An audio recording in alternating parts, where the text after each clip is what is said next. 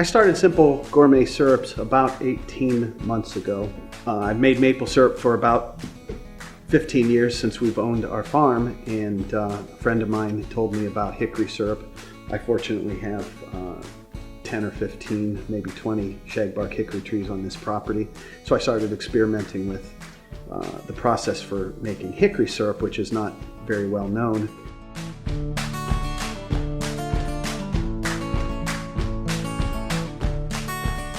So the process that I use to make the syrup, I go out to the woods, I gather the bark from the Shagbark hickory tree, which exfoliates naturally. It actually falls off on its own, and you'll find it all around the base of the tree. I don't pick that up because it's already started to decompose, but I do strip the outer layer of bark off the tree. Doesn't hurt the tree, it will actually regenerate within about 7 years. Pull that bark off, I take it, scrub it with a scrub brush to remove any of the moss, lichen, dirt, and so forth. Get it good and clean. Toast it in an oven for about 10 minutes. Then it is simmered in water for 2 to 3 hours. Not a hard boil, just a light simmer.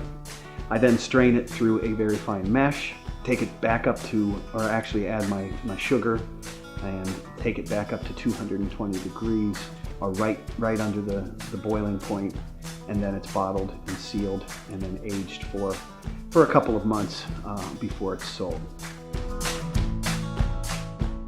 The difference in my syrups from a lot of what's out on the shelves in your local grocery store, number one, I don't use any corn syrup. If you look at any brand or most brands of syrup that are in the marketplace, especially in the mass channel, first ingredient you'll see on the label is corn syrup. So I don't use corn syrup. I believe that it basically is a filler, and it's not the healthiest substance to be ingesting. And I think it affects the flavor. So my process for all of my syrups and mostly with the fruits is that I pick the fruit, or I purchase the fruit from a local grower on Monday. Tuesday I'm in the commercial kitchen and I'm cooking that, straining it, adding natural evaporated cane juice crystals to sweeten it, and a little bit of citric acid. I don't use diglycerides, I don't use emulsifiers. It's all natural ingredients and very simple ingredients.